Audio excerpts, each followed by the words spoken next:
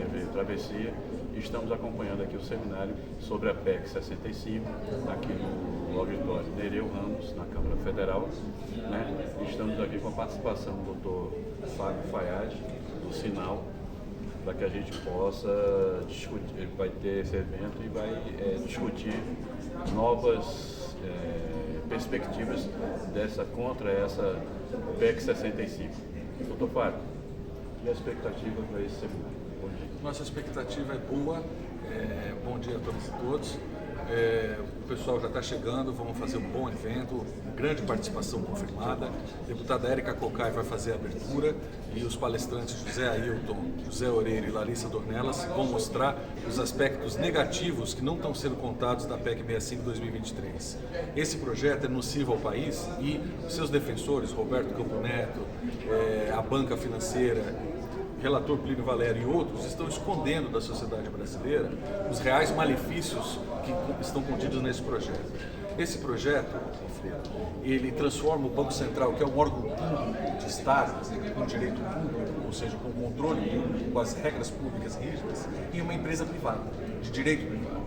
E isso precariza, permite contratação sem o concurso público devido, podendo haver contratações por vias tortas, contratação de empresas sem a devida licitação, a terceirização, a possibilidade de terceirização e precarização de muitas atividades, o afastamento do Banco Central da coordenação com o Poder Executivo das políticas monetária, cambial e outras. Portanto, o projeto é maléfico para o país e a nossa ideia, como o Plínio Valério, relator, não aceitou avançar nas audiências públicas, nossa ideia é fazer um seminário para poder trazer o debate para a sociedade brasileira.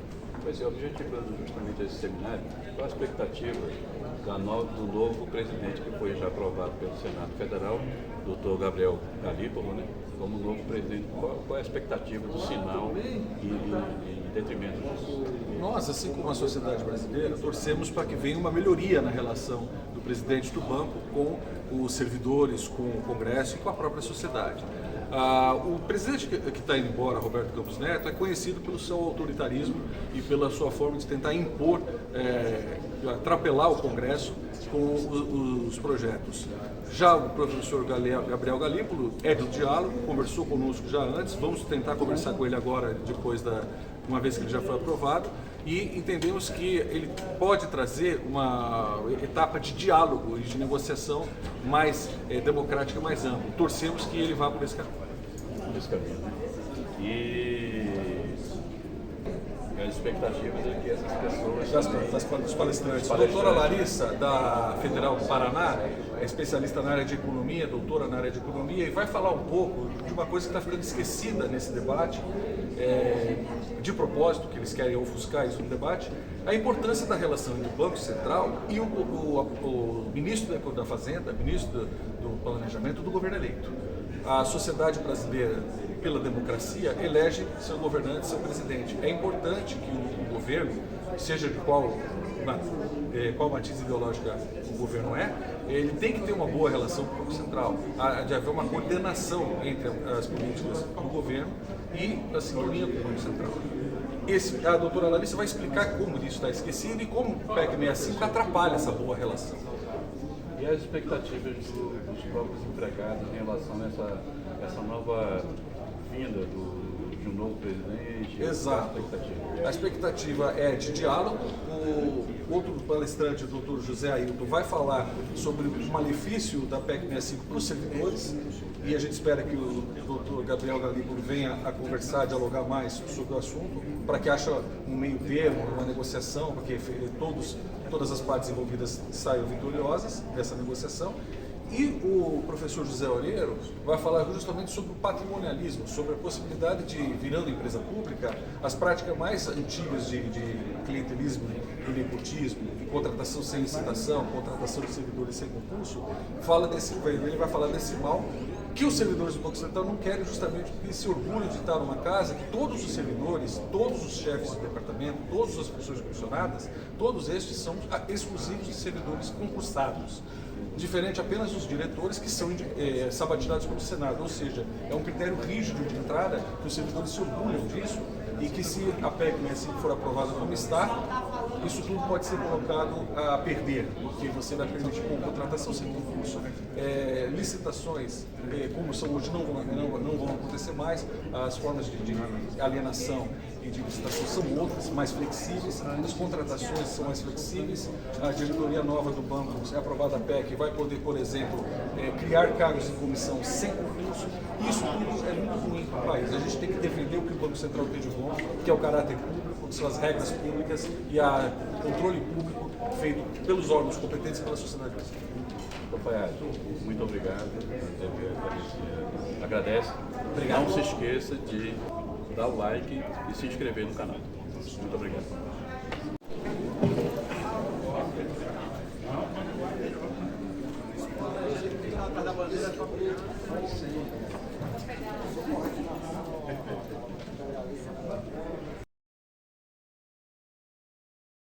Mais uma vez, mais um outro palestrante aqui do evento, né, sobre a PEC 65, trata-se do professor de Economia da Universidade de Brasília, José Luiz Oreiro. Né? Bom dia, professor. Bom dia. Quais as suas expectativas e o que o senhor vem explicar aqui para as pessoas da PEC 65? Bom, as minhas expectativas é de que realmente essa PEC não vá para frente. Tá? Ela não faz nenhum sentido, tá? por várias razões. A primeira é que o Banco Central é uma instituição típica de Estado, tá? Na medida em que o Banco Central tem a delegação por parte do governo brasileiro, isso na Constituição, no artigo 64, do monopólio de emissão de moeda. Né? Tem duas coisas que definem o Estado moderno. Quer dizer, a primeira, monopólio da emissão de moeda, e o segundo, o monopólio do uso legítimo da violência.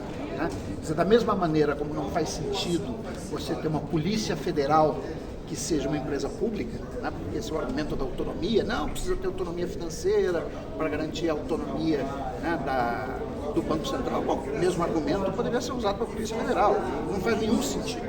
Tá? Mas, além disso, e não menos importante, é o fato de que o uso da receita de senhoriagem, como está previsto, né, na justificativa da PEC 65, é algo como 0,4% do PIB, que atualmente, pela lei de responsabilidade fiscal, é utilizado para abater dívida pública. Então, se o Tesouro Nacional perder a receita de senhoriagem, para estabilizar a relação de dívida pública, vai ser necessário um esforço fiscal mais alto. E aí a questão é, quem vai pagar essa conta? O cidadão comum, quais os impactos, economicamente falando, quais os impactos que ele vai advir com essa PEC 65? Bom, se a receita de senhoriagem, que atualmente é utilizada para abater dívida pública, né, ela se constituir em orçamento da nova empresa pública, tal como está previsto pelo Banco Central, então o Ministério da Fazenda vai ter que fazer cortes em outros gastos primários, como a gente já vê várias propostas, como, por exemplo, a desvinculação das aposentadorias do salário mínimo. Então, eu acho que por trás dessa PEC existem outros objetivos que não a autonomia do Banco Central. Como é que o senhor vê, a partir do momento que o Senado já aprovou um novo presidente para o Banco Central, a partir de janeiro, a expectativa que o senhor vê da vinda do doutor Gabriel Galípolo para a direção-geral do Banco Central? Olha, eu inicialmente tinha uma expectativa muito boa, né, com a vinda do Gabriel Galípolo, até porque ele tinha se posicionado publicamente a favor de uma política monetária mais flexível. No entanto, nos últimos meses, talvez até como parte do protocolo para ele assumir ou ser indicado e ser aprovado, né, pelo Senado Federal para a presidência do Banco Central, ele acabou adotando publicamente posições que são muito mais parecidas com a do Roberto Campos Neto do que qualquer um de nós gostaria. Mas eu acho que passando esse momento de sabatina do Senado, a aprovação do nome dele, ele possa vir a abrir mais o diálogo com os empregados e com o próprio mercado. Bom, o Gabriel Galípolo é uma pessoa, até onde eu conheço ele, né? Não sou amigo íntimo, né? mas ele é uma pessoa aberta ao diálogo. Agora vamos ver se o que ele teve que fazer nos últimos meses foi apenas uma estratégia, né, de apaziguamento ou se vai ficar desse jeito durante todo o mandato dele. Muito obrigado, professor. Nada, eu que agradeço. A TVC agradece. Muito obrigado. A gente faz uma agitação mais bem organizada, mas vocês veem que já está muito bom, a presença está muito importante e essa atividade. Estamos aqui no evento Sinal, né? Que as expectativas da PEC 65, né? E nós estamos aqui com a presença da professora Larissa Tornelos, da Universidade Federal do Paraná. Bom dia. Quais as expectativas? Assim, o que a senhora traz para esse evento? Bom, a expectativa é tentar jogar luz ao debate sobre o que a PEC não traz, que são as peculiaridades e os prejuízos dessa PEC ao transformar o Banco Central numa entidade de direito jurídico único no Brasil, sem estabelecer nenhuma característica sobre como vai ser esse funcionamento. Então a minha fala vai ser trazer luz principalmente a relação entre Banco Central e Tesouro Nacional, uma relação intrínseca no Brasil, que se tem ficado de lado nos debates, ninguém considera isso, ninguém toca nesse assunto e temos como consequências o patamar da taxa de juros no Brasil e toda a dinâmica da nossa dívida pública. Então, a ideia é tentar jogar esse debate à luz para a gente entender as peculiaridades dessa PEC. Eu até observei que a PEC era um pouco curta, né? Assim, né? Então, talvez seja isso o problema das coisas obscuras, vamos dizer assim, dentro dessa PEC.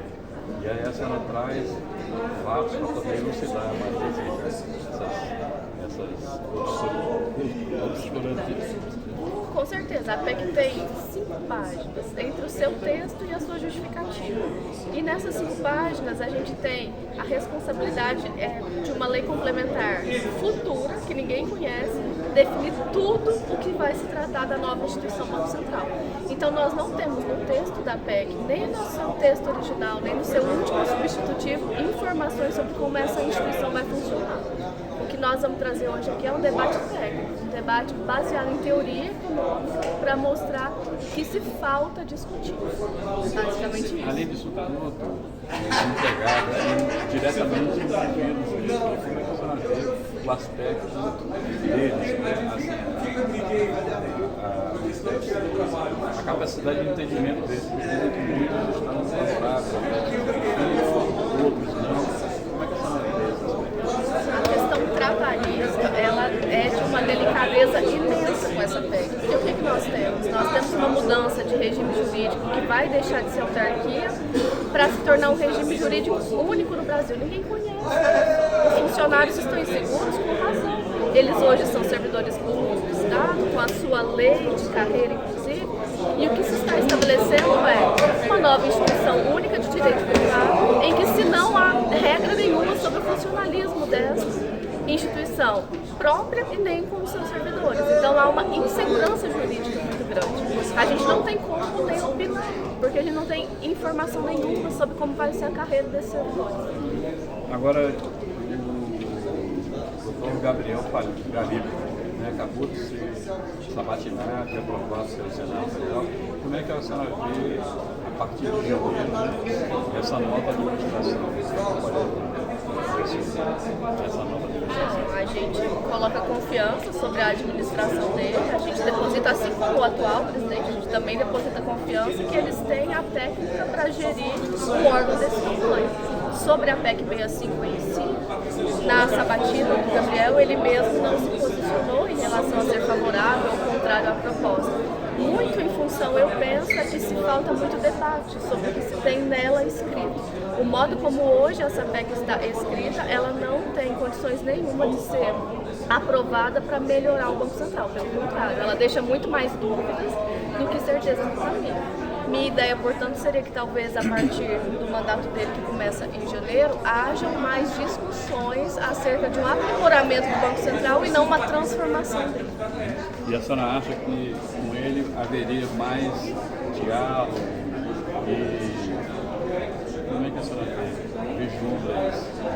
Eu não tenho uma expectativa. O que a gente pensa a gente pode esperar mais diálogo, mas certeza disso a gente não tem. Eu não conheço pessoalmente, mas a gente deposita um voto de confiança que seja um líder em frente a uma instituição tão importante que possa promover o diálogo com a sociedade.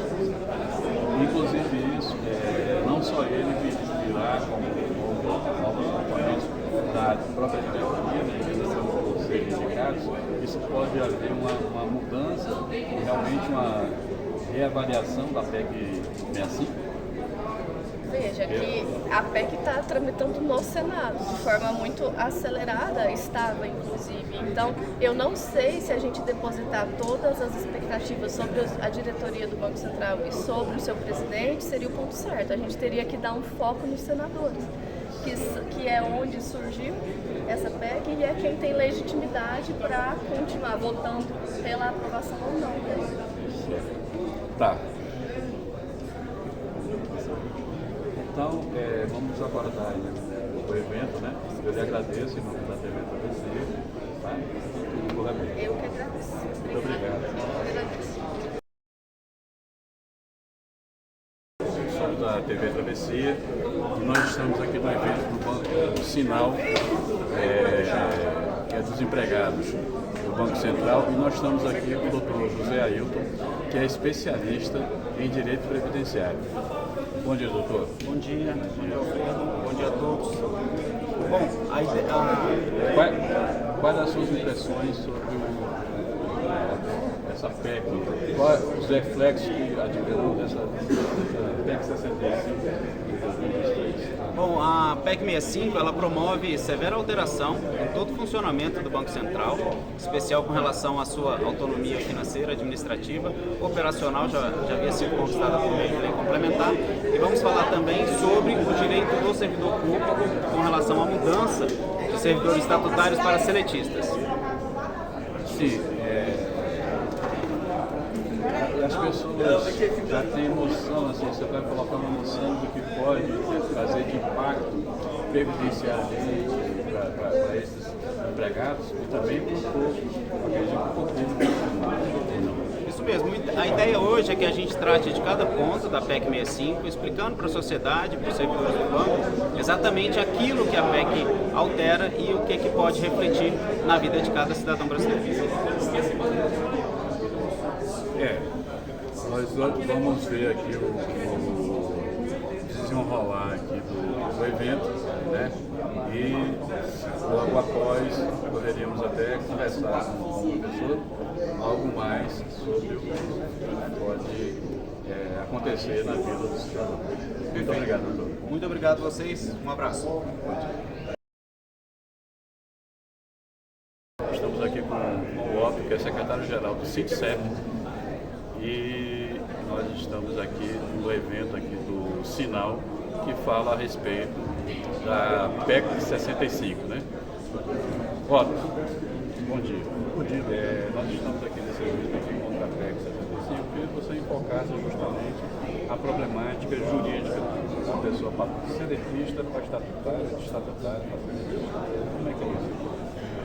Não, primeiro que é muito importante a gente estar falando sobre isso, né, no canal de vocês. Essa atividade, na verdade, é realizada por um conjunto de sindicatos. O SINDCEP, o Sinal e a Associação lá dos peritos do Banco Central.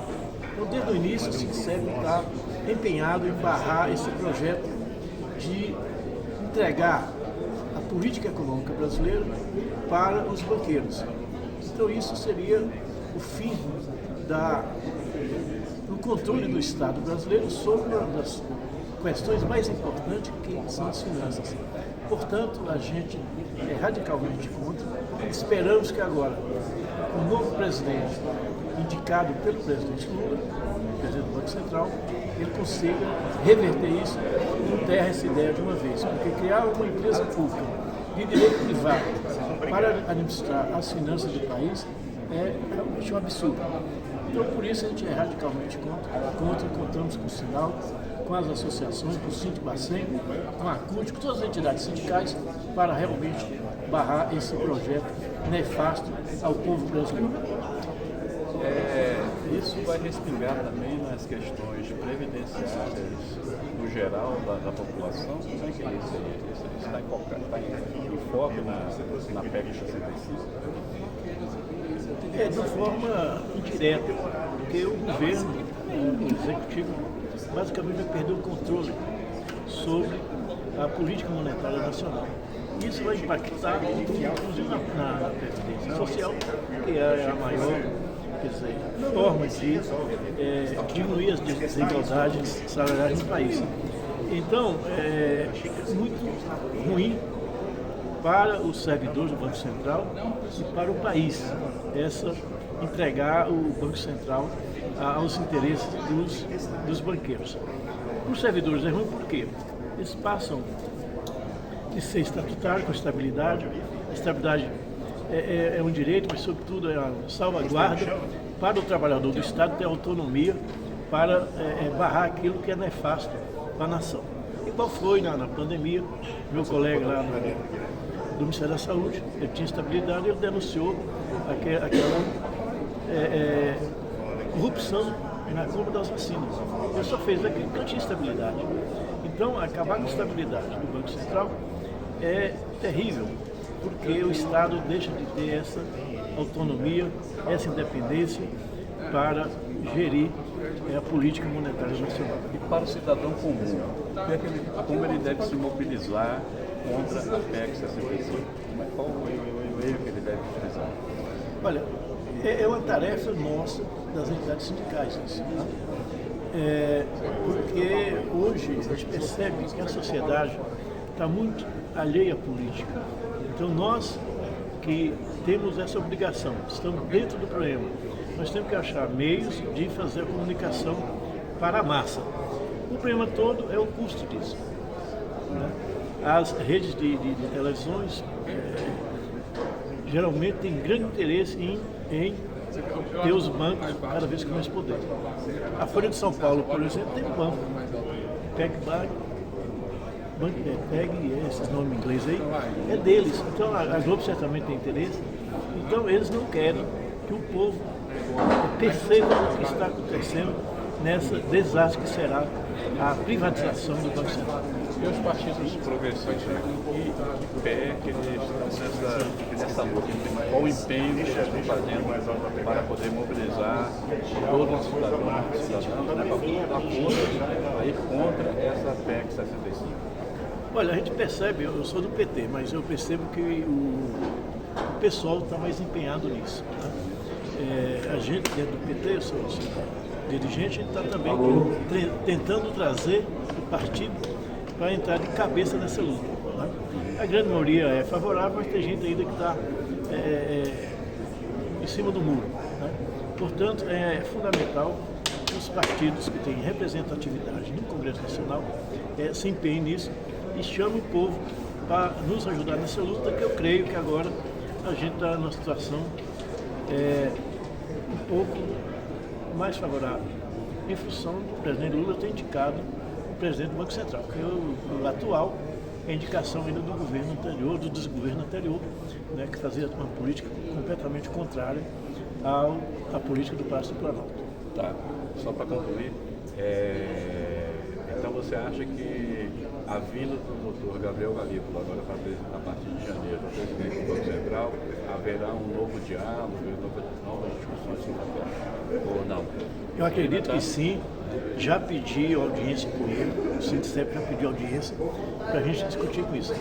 Lá na sabatina dele, eu achei ele um pouco fluido, e não foi incisivo. Então nós temos que demonstrar para ele que isso é central para o governo ter as condições de realmente governar o país de uma forma com mais segurança e com mais independência do mercado financeiro. Nós da TV Travessia agradecemos ao Otto, que é o secretário-geral do Sindicep. Muito obrigado. Eu que agradeço. Muito boa essa oportunidade. Estamos à disposição. Muito obrigado.